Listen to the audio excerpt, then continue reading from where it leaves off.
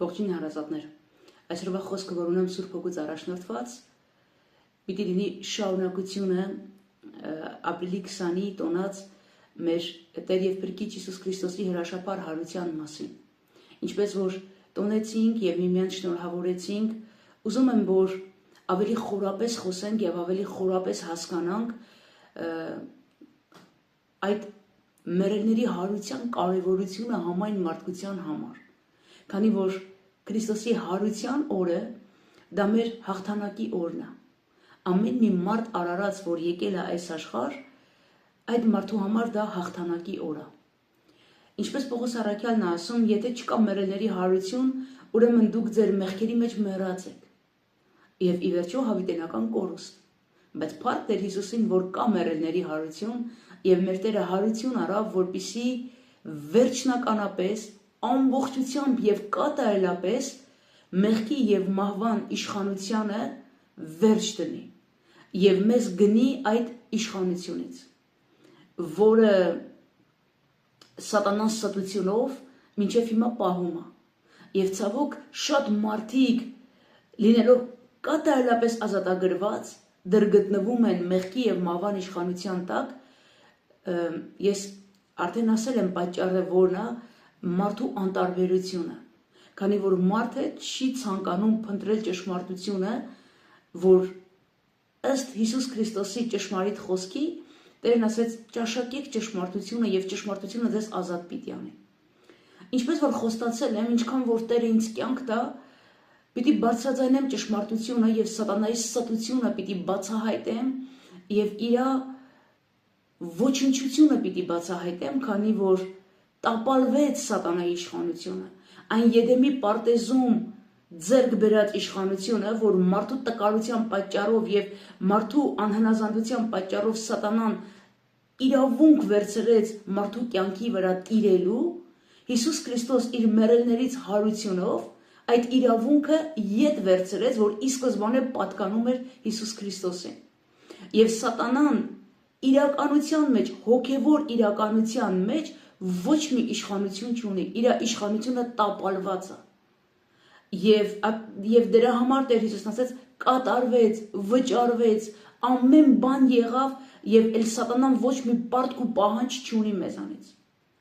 Բայց քանի որ մարդիկ չեն փնտրում ճշմարտությունը, այդ պատճառով մնում են սատանայի ստության մեջ եւ կապանքների եւ գերությունների եւ կախվածությունների մեջ են ապրում մի ամբողջ կյանք, այդպես էլ չիմանալով Հայր Աստծո կատարած հրաշափառ հարության հաղթանակած կյանքը իրենց կյանքերի համար։ Սա նման է, գիտեք ինչի, պատկերացրեք, որ իրական բանտերի մեջ, երբ որ մարդուն ասում ես, գիտես դու ազատ ես եւ բոլոր բանտի դռները բացված են, եւ մարդուն գնում ես այդ բարի լուրը տալիս ես, ասում ես վերջացավ, քո մեղքի գինը վճարվեց եւ դու հիմա ներված ես, դու կարող ես վերադառնաս քո տուն եւ դռները բացված են բանտի եւ մարդը շղթաներով նստած է բանտի մեջ եւ ասում է, չէ, ինձ հանգիստ թողեք, ես մինչեւ վերջ ինչքան որ ինձ հասնում է, ես իմ պատիժս կկրեմ։ Ասում ես,